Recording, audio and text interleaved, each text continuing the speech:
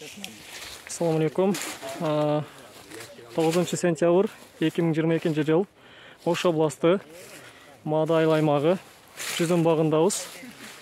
Дамская пальчика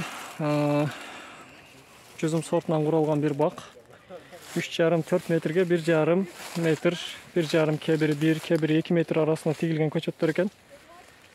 Бұл біздің бір таныш ағамыздың жүзім бағы. Мантип қанаттуулар, арылар зиян бербесінде бары берен. 6 сомдық сеткаларға, торларға неме қылып шығыптыр. Защита қылып, бөрі сат үшіндері жақшы. Біз дағы Ош мемлекеттік университетінің студенттерімен келдік еле бүгін. Бағбаншылық бойынша практикалық сабаққа жүзімдер жашыл обрезкасы болған. Жалбырақтары жерге түшірілген. Мені көріп отырсыздар. Түшімділігі жақсы.